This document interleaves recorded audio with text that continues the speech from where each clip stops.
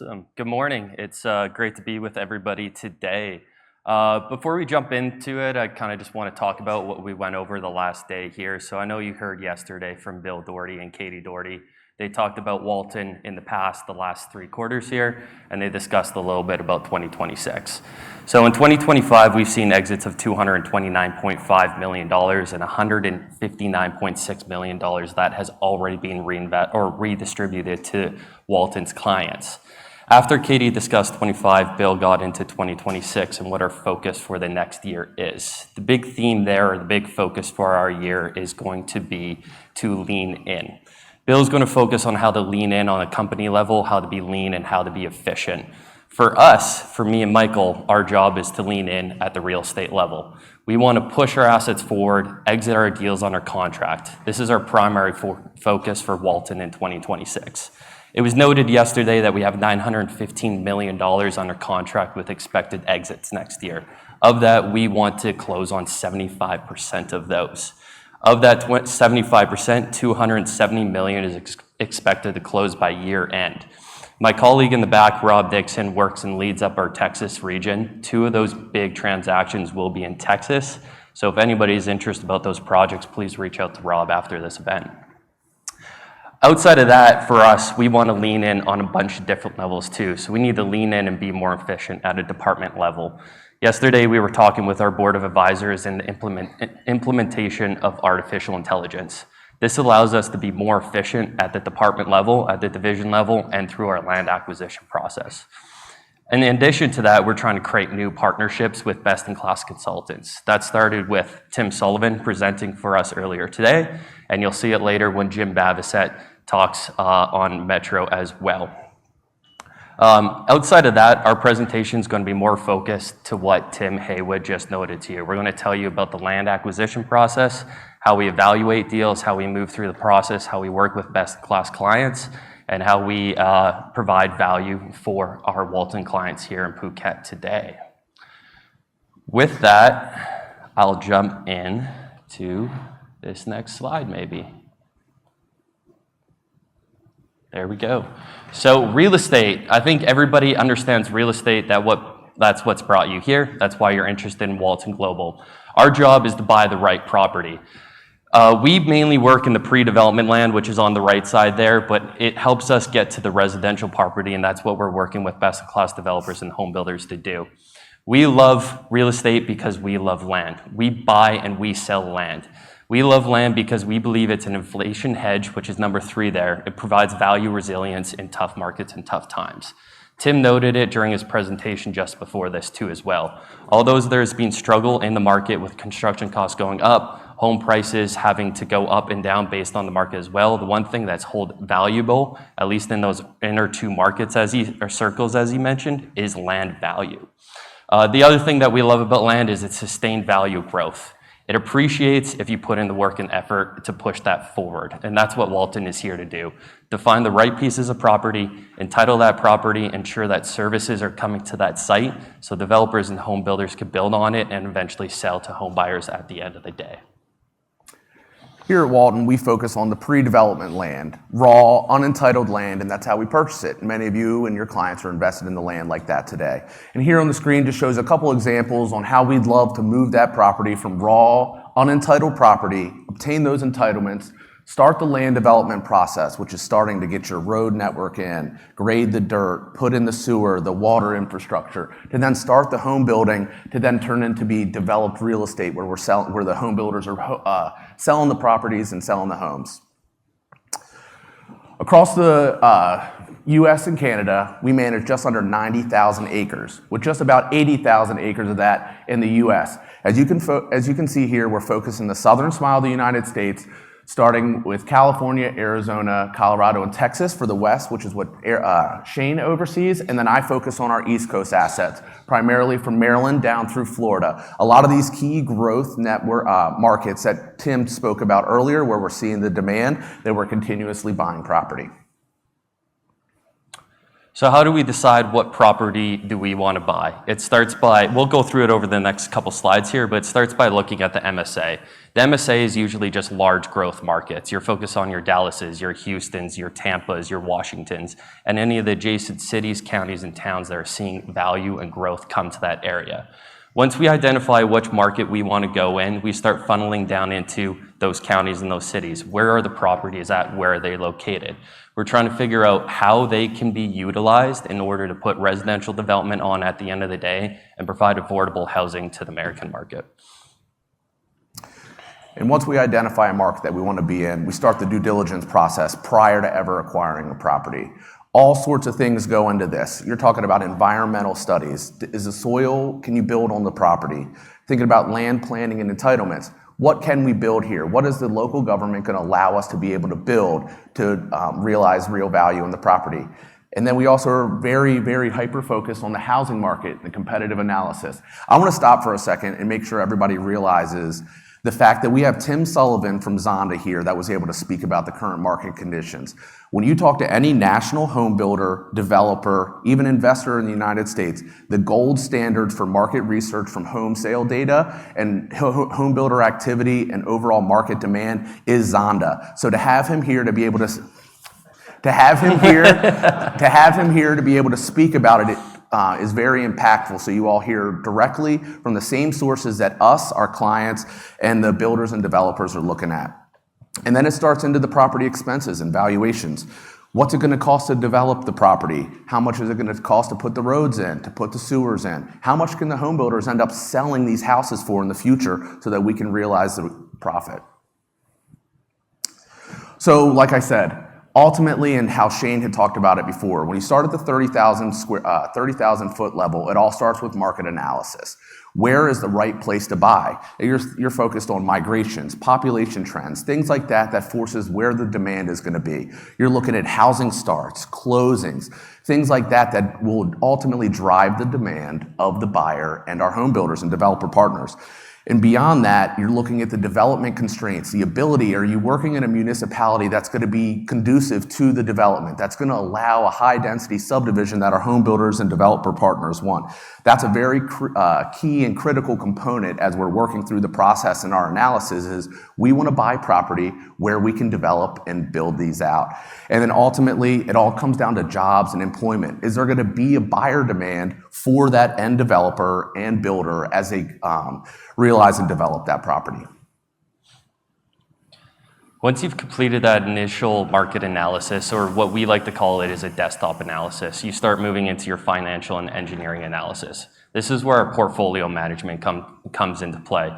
You'll hear one of our colleagues speak in a couple hours here. His name's Paul Bay. He's going to specifically talk about builder line financing, but he's also helped run our portfolio management division to ensure that we're underwriting the deals the correct way. What we mainly focus on is point number 4 here. We call it a builder snapshot. You can also call it a back napkin analysis or a residual land value. First thing you do is you want to find out what is the value of the land or what is the value of a paper lot. That is the value of the lot when you have all the entitlements in place right before a developer breaks ground. Once you determine what that value is, you can determine if it is a right property to buy. In order to determine what that paper lot is, it's a quick analysis of what assumptions or what knowledge do you have. What's the value of the home? What does it cost to build the home? What does it cost to develop a lot? And what does it cost to entitle the lot? Of course, within there too, you got to fit in every single player's margins. What are the home builders making? Tim referenced this earlier. They thought they were making 30% 5 years ago. They're making 20% now. That's still a very healthy home builder margin in today's market, even though you're just going back a decade in time. Once you complete your initial back of napkin math, you want to start evaluating if the assumptions are true. This is when you start spending money. This is when you start activating your engineers. This is when you start working with best-in-class consultants. So you're going to look at the statistical and political analysis. Where are the building permits? Where are the existing closings? The one that I want to focus on here is the political analysis, because this is a big deal when you're working with any county, any town, or any city. Who is pro-growth? Are you going to be able to get a property entitled or platted or permitted? There's 3 key levels that you need to work through. One is the planning department. The planning department's usually there to support you. They want to help you identify how to make the asset worth developing. The second is the Planning Commission. This is a subjective approval. You could have anywhere from 3 to 5 members voting based on the public purview if they think this deal should be developed. So you need to do a proper political analysis to make sure you're in a pro-growth environment in order to get your property entitled. Following Planning Commission, then you move to the City Council or the Board of Commissioners. This is your last step, but also a subjective approval. Again, you need to have your right political analysis completed for this. If we're in a market that's a little bit more difficult, this is where we'll hire a different expert. We call them a land use council. They specialize exactly in ensuring that your property is in the right position so that it can end up with the right results at the end of the day. Once you move on to that, you're diving into your actual field work. Michael alluded to this a couple slides ago. This is when you're on site, you're doing your geotechnical analysis, you're doing your environmental studies, your wetland surveys, your endangered species studies. So you're actually in the field, feeling the ground, understanding how that land works in the natural state before you disrupt the land and create it into the built environment.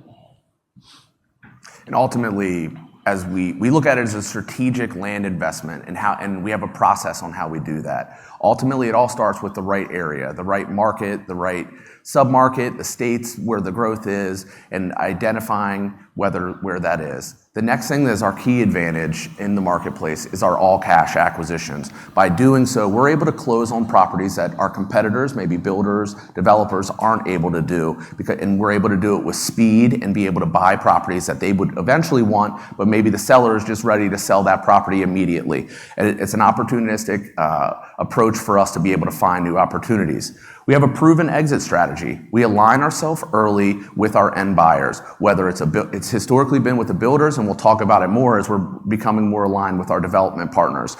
We're aligning with the exit strategy before we buy the property. When we acquire and start the market analysis, we already have an idea on who our target buyers are going to be. When we start the due diligence process, we're identifying those, we're talking to those groups in the field to make sure and affirm our assumptions. Through that is our diligent property selection. Our guys, and Shane will go through a little bit more detail here in a little bit, we look at a lot of properties every week. We evaluate, constantly submit offers. Not every deal is going to work, and that's okay. We're going to look at them, and sometimes they don't meet the criteria of what we're looking for, and we'll get our focus onto something else. And we do that through extensive due diligence in the environmental studies, the planning. We're meeting with the local municipality to make sure that even though it says, hey, it's good, the future growth is going to be high density residential, let's make sure the political environment there actually supports that, right? And ultimately, this comes through strategic partnership, albeit our top national home builders, the D.R. Horton, the Lennars of the world, the top developers, regional, national, local groups like Metro Development and those of the likes, but it's also all about selecting the right consultant for the job. A lot of the times you have to use the local market expert that ensures the best success. The group that is known to get the deals approved in that submarket, and whether it's the correct land use attorney, the engineering, the planning group, it's very critical to have the right consultants along the way. So as Michael just alluded to, we don't just go free-nilly and think deals work when the math works out. You got to make sure you go through the right governance policy or process within our company. So we do it through 5 different milestones here. Before I jump into that, the best thing to note is what's on the left side of the screen here. Less than 5% of the land deals we look at actually get acquired at the end of the day. And it's because we have checks and balances in place on milestone 1 through milestone 5 here. Market analysis review starts with that 35,000 feet. Do we want to be in that market? Once we determine we do want to be in that, we start looking at the land potential assessment. That's your builder snapshot, your residual land value, your back of napkin math. If that milestone 2 passes, we move into our preliminary due diligence. So we don't want to start spending $200,000, $300,000, $500,000 investigating sites for their worthiness. Usually there's 1 or 2 red flags we want to put our focus on. There was a project in North Carolina about 6 to 8 months ago that we're investigating called Stansburg. They focused on what was the wetland study in the area. We thought that it could be 80 to 90% wetlands due to historical information from 20 years ago. Once they dug into it, investigated it, they realized that the wetlands on the site are only about 5 to 6%. So all of a sudden the site became more valuable. All you spent was $10,000 to $12,000 before you started spending $200,000. Once that got approved, you move to your milestone 4. This is your full feasibility due diligence approval. This is where it starts to get expensive. You're truly investigating the property. Once we investigate the property and ensure that our assumptions are correct, so the inputs that we're putting into our model are deriving the correct outputs, then we'll move to a milestone 5, which is the final decision to go out, buy the property, raise capital, and be assured that the investment is worthy of being made. So we're going to move into the second part of our conversation here, what is our land strategy? Our land strategy is exactly what's in white and brown there. It's to align with market trends with home builders and developers' land-light strategy. So I'm going to steal a little bit of Paul's thunder before he's up here 2 hours from now, but what is a land-light strategy? Home builders and developers don't want to pay for the land up front. It's very cost heavy. They want to focus their cash on what it costs to actually develop the lot or build the home. This is where Walton comes in. What you'll see on the chart here is on green on top is lots optioned or under control. And what was on the bottom is blue, what was lots owned. So just 5 years ago, home builders owned the lots. So that meant it was on their balance sheet. They've spent the cash. They can't utilize it in other areas. What you'll notice is you see the green expanding more as you move to the right. That's a 21% increase in 5 years. Home builders, rather groups like Walton buy the land, put it under an option contract, securitize it through a certain mechanism, and they'll take down those lots over time. So they are spending their cash in other places. They're opening up more communities, they're building more homes, they're making a more affordable product so people can buy more homes. To what Tim alluded to earlier, maybe eventually you can, instead of being 40 years old and buying a home, maybe we can get back to what used to be at 29, 30, or 31 years old buying a home. So what's nice is that here's a list, and it's our competitive advantage. Here on the right is a list of the top 20 national home builders in the United States. Walton has contracts with 13 of the 20 that are here on the screen. Now, we have a very large relationship with D.R. Horton and Lennar, but we also have 11 of the other top 20 builders here on the screen. And what's nice to know about this is that although that D.R. Horton and Lennar make up 25% of the new home closings, we're aligned with the best buyer for that property. Just because they're the top builder doesn't mean that they're the top builder in Charlotte. It doesn't mean that they're the top builder in Texas. So we're always constantly looking for the best buyer for the property that makes the most sense, albeit whether it's a local, local, more regional builder or a lot of the top national builders. I want to walk you guys through a couple case studies of a couple different projects that maybe some of you and your clients had the ability to invest in a few years ago. The first one I'm going to start here with is the Todd Track. The Todd Track, this property is in the Myrtle Beach market. If you could revert back to Tim's slides, you could see in the southeast coastal Carolina market, there's a lot of strong demand, a lot of in-migration, a lot of demand for new homes and buyers. And this was our traditional process that we worked through the entire way. This property is was raw, unentitled piece of land that started through our land acquisitions market research. We found out that there was a demand, that people wanted to be in this market. We hadn't bought any properties in the coastal Carolina market. This was our first acquisition. We bought this in 2023. When we bought it, we went and did all of the studies, the wetland analysis, engineering reviews to figure out exactly what density we could have on the property. Is the dirt conducive for a development?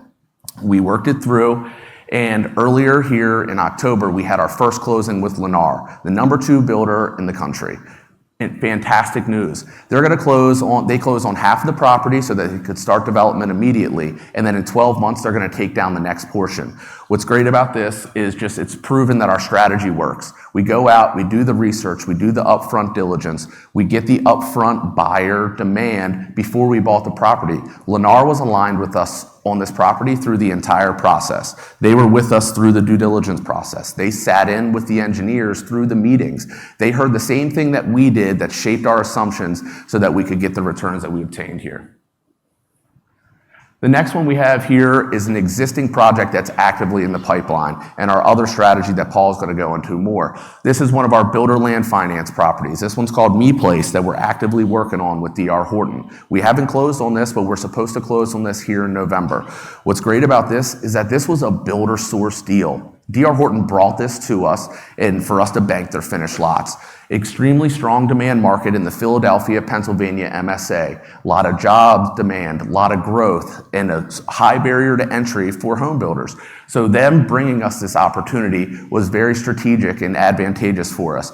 And what's great is through the Builder Land Finance Program, we're seeing the turnover of these much quicker. This is looking at a total about a 2.5-year timeline from when we acquire it to when D.R. Horton will acquire that last lot in the property. Moving on to the slide. So this is just a great slide to show the year or the first 3 quarters of 2025. You'll see a couple from Walton's website page, a couple from third-party media resources, but this is to show the $229.5 million that have closed in the first 3 quarters. Of that, which is great because Michael just talked on Me Place and Paul will talk later about BLF, which is the income-generating product we have. That's also delivered $51.28 million in the first quarter of that 229. Moving on to the next portion here. So that was all about how we value land, how we underwrite land, a couple case studies too on how we've completed it too. That is managing our day-to-day process. But Bill alluded to this the other day too as well, and you must always be forward-looking as well. So as we move into the forward-looking process, we're trying to nurture new opportunities as we move into 2026 and lean in. Michael's going to go into depth on a couple of these in here a second, but it'll be working with best-in-class developers. This is a new pivot for us. Home builders just want to be home builders again. So you need to put the lots on the ground for them, and you need to work with developers. Next is land financing expansions. Paul will get into that into depth in an hour and a half or 2 hours here, acquiring key growth markets and then creating collaborative partnerships. We'll talk about that in a couple slides as well. This is a group called Atwell, who's an engineer that helps make our process and our life a little bit more efficient.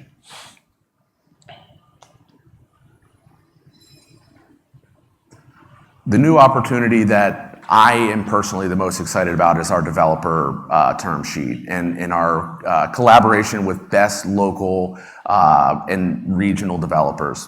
What's very great about this, we were in a boardroom in Atlanta earlier this spring, and we were just kind of work through, hey, we have all these sites, we need to drum up some activity. What do we do? How do we figure this out? And Bill goes, you know what? We did it back in Canada, let's do it again. So we took it out, created the term sheet, and started to take it out to the builders. So the big thing with this is that there's no direct cost immediately to Walton. Walton, we contribute the land, and then we pair with the best local developer. They bring their know-how. They know how to get the entitlements. They know how to value engineer the property. They know how to develop the property and then sell it to the builders. We contribute the land as equity. They contribute their know-how.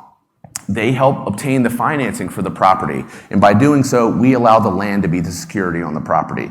Yes, it is more risk, but there's significantly more upside. A lot of these properties that we have are very large properties, 500 plus acres. And by doing so, if we just had a single buyer or a single builder, they're going to need to buy that over 5-10 years. If we're going to have to be in the deals for longer, let's work with the developers, contribute the land, and see a greater upside on the back end. And what's great is that to date, we've met with over 30 groups across the country, from California, Texas, Florida, Georgia, Maryland, all across the country, and we've had extremely strong feedback from both national and local groups. And this is just to show kind of the true opportunity in front of us. In our current pipeline, this is almost every state that we own a historical asset that we have an opportunity for a project to be in here. Some may be more concentrated. There's a couple more in Georgia than someplace like Florida, but that's okay. And so we're evaluating every opportunity, and what this in front of us is our true opportunity for 2026. As Bill alluded to yesterday, the goal by the end of the year is to get every asset under contract. And the best way we're going to be able to do that is to utilize this developer term sheet, our partnerships, and the local and best developers to put those lots on the ground to support the builder's ultimate land light strategy. At the end of the day, the national home builders are their manufacturing company. They want to take a lot down, build the house, sell it onto the next lot. Let's let the developers do what they're best at. Here is just a list of a handful of the developers here that we've met with across the country. As you can see, it's regional, local, national groups. We have Jim Bavisett from Metro Development here today. that we have 5 properties that are leading the charge on this term sheet. These are the first 5 that we're taking through the entire process and figuring out how this is going to work and generating that upside. So it's great to have Jim here, and you'll hear more from him later this afternoon. You'll even get to see a really cool example of how they have turned a property from raw land into a finished product that's highly desirable that we would love to see replicated on our assets. We also have groups like the national groups, 4-Star. You may not recognize, but 4-Star is 63% owned by D.R. Horton. They're their preferred development partner across the country. We've been in conversations with them on how we can better align across the country, because ultimately they're in almost every market that D.R. Horton's in, and we want to be aligned with that. And now, and that's on the, Jim and Metro, very regional in the Southeast. And then you have 4-Star, that's national. You also have hyper-localized groups. I want to point to one just here. This group here is Rappahannock Development. This is a very hyper-localized Northern Virginia developer. We sold them a property 5 years ago in Northern Virginia. They developed lots, sold it to NVR. Guess what? They would love to do that on the rest of that master plan. Fantastic. They have the local connections. They have the ability to go into the planning staff and know them on a first name basis to help drive that project forward and realize that. And we're doing the same thing on the West Coast. So 2 of the groups I want to point out is the True Life companies. They're currently under contract on a deal in Colorado, and now we're working on them with another project in Colorado and 2 in Texas. And another one is called Tamarack Land Development. May not be a well-known name. They started out in Minnesota, became a premier developer for D.R. Horton, and now they work in 18 different states. So far, they've invested $898 million into construction to put lots on the ground, and they've only missed their budget by 1%. We're working with best-in-class developers in order to move this forward. What's the next steps, though? So Michael alluded to Metro and Jim being up here in the next hour or 2. Finalize a term sheet with your respective developer. Agree to how this deal is going to function, how the finances are going to work. The next step is to agree on the underwriting, back to what we talked about earlier in this presentation. Create a definitive partnership agreement, obtain our investor approval, which is working with all of you in this room here today, and then develop and sell lots to the end builders. The additional thing that we're working on too as well, which is number 7, which will help the developers sell lots quicker, is Walton can come in and then hold those lots for the home builders, which helps them defer, again, owning those lots so they can focus their cash on building homes.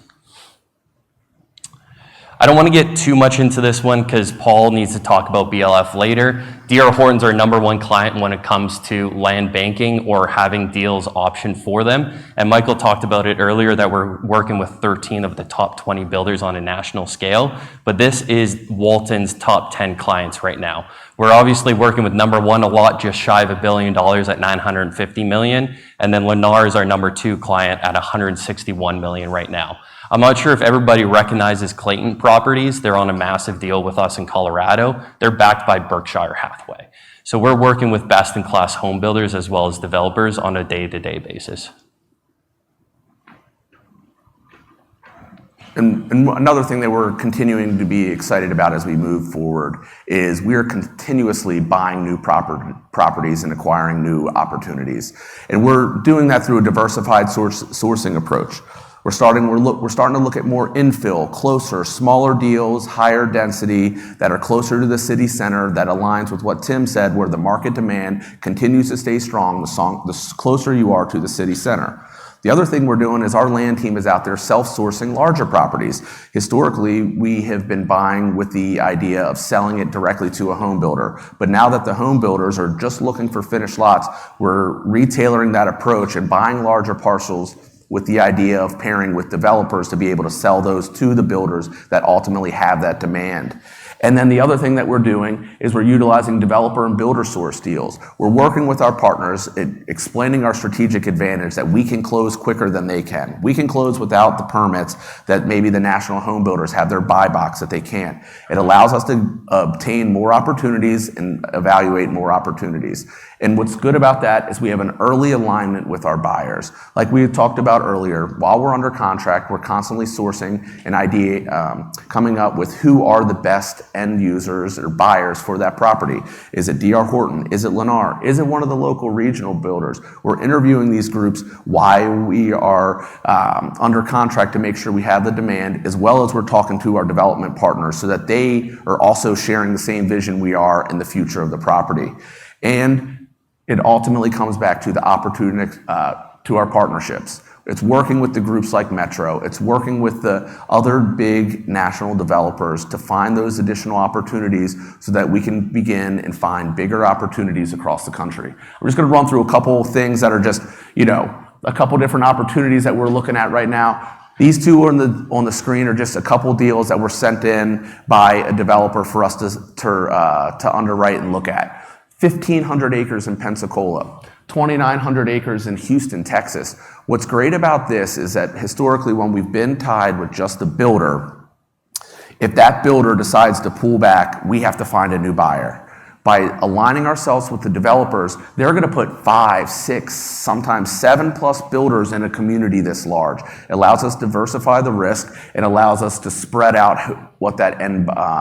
who those end customers could end up being. But it's not just the deals that are sent to us from our partners and our developers. These are some of the deals that our land team are out there looking at now because we're re-looking at our underwriting and the ability to look at these, assuming that we could have a developer come in as the buyer on these rather than just a home builder. So we can look at the larger deals. This one's 560 acres in Texas. Just under 1,000 acres in Tampa. We're looking at big properties across the country as new opportunities. So for the last part, while we're looking on a future forward level, I kind of noted about trying to create operational efficiencies in 2026. Michael also alluded to with working best-in-class engineers at a local level. Sometimes it's best to work at a national level too when you're a company like Walton working on a national basis, and that's why we've aligned ourselves with Atwell. The great thing about them too is they have individuals in every single market we work in. So they have that local knowledge, they're able to roll it up and create an efficient process for our department to work with them on a day-to-day basis. What Atwell does is design, bid, and build. Not all the time are we going to build. That's when we partner and they'll build, but they at least put us through the design process so that we can move the project in the right place and time, see that increased value, and have a return for the clients in this room. Now, there's a lot that's going on the screen right now, and I'll split it out into 2 more slides as we move through it, but the way Atwell works is they move it through 4 different gates. Starting on the left, you have gate 1, the due diligence period. Then you go through the preliminary design, then final design, then construction. Those are your 4 vertical gates there. Then on your rows, you'll see on the top row here, this is Atwell. This is what they're completing. This is how they're driving the process forward. On the bottom one, you got the client.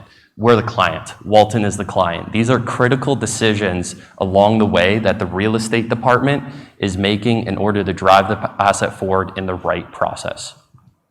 Starting on gate 1 and gate 2, this goes back to your due diligence that we talked about earlier in this conversation. Due diligence period. You can complete it usually in 75 to 90 days. That's your site evaluation and your initial budget approval. Once you complete that, you truly start spending more money in your preliminary design and your entitlements. As you'll see here, there's big bubbles too as well. You got your big blue bubble and your big green bubble. That's kind of your major task. Within each task, you're trying to create these specific smaller tasks in order to drive it forward. When you're in your preliminary design, you're trying to hit 2 major objectives, the one in blue and the one in green. So you're trying to go through the planning commission and city council approval. Once you get there, then you want to get to your budget approval so you could finalize your financials, determine that the project's viable, and keep using your engineers as well as other consultants to move the project forward. That does say 6 months in here. If you go back to earlier in our conversation, the reason why we emphasize political is because it depends on the city and the county and the market you're in. If you're in a more friendly pro-growth area, 6 months is great. If you're not, it's going to take 1.5 years or 2 years in order to complete this, but that's where you have to complete the proper analysis, spend the right money, and ensure that your inputs are correct. Once you've done that, you're moved on to gate 3 and gate 4. You're now outside of the subjective approval. You're just working on engineering, you're working on permitting. There's still a little bit risk on timing for that to be completed, but now you're on your final design and pre-construction. You're just working for your permits and your approvals. You're trying to get to a shovel in the ground. Once you have all those permits and approvals, your next step is to get a general contractor. They're basically the project manager now for the site. They're the ones who are going to work with the machines in order to disturb the land, to put curbs and gutters in, to put lots on the ground to make sure everything is functional for a house at the end of the day. After that, it's gate 4. You've chosen the right general contractor. You moving forward, you're in construction management. You're putting lots on the ground. This is the last step before the home builder comes in, and this is where large national and regional developers come in as a critical chokehold to move residential development forward. So second last thing we want to talk about here, we talk about all of our process there, some great things that we're working on, but obviously everything is a challenge. I was born and raised that life is challenging, but in order to make a challenge an opportunity, you got to take action. We heard from one of our board members yesterday, his name was Wayne Souza, and he brought up a very key argument that I loved. He said, you can't keep standing on the dock. You need to dive in the water, get in the deep end, learn how to swim, and learn how to lead. In order to do that, that's how you'll change a challenge for an opportunity and something that we work on a department on a day-to-day basis. There's 3 critical challenges that we see every day in our business. One is entitlement timelines and the regulatory bodies. A great way for that opportunity to be solved is through geographic diversity. That's what Walton has. We work in the Southern Smile, everywhere from California to Washington, and with Colorado on the nose, as Michael said. The second one is capital constraints. That's why we're in this room. That's why we work together. That's why our departments speak to each other on a daily basis. We need to make sure that we're aligned so that we're deploying everything that we raise in an efficient fashion and that the cost of capital meets what the market demands are. That requires great internal communication, which Walton has. The last one's affordability. It was a highlight of Tim Sullivan's presentation. How can you make things more affordable for more home buyers to be active and in the market? This is where we work with best-in-class builders and developers on a daily basis to fill that void. So we're just going to wrap up here with a couple final thoughts and key takeaways and just our overall research and real estate approach. It ultimately starts with our market knowledge and insight, making sure that we're buying in the right markets and that we have the correct assumptions before we buy these properties. And by doing so, we have active risk management. It's spending the money on the due diligence, working with the right consultants to evaluate and find those items that could cause issues in the future as soon as possible and figure out a mitigation plan to get around those. And mainly also here as we move forward is that we want to really emphasize is our strategic partnerships,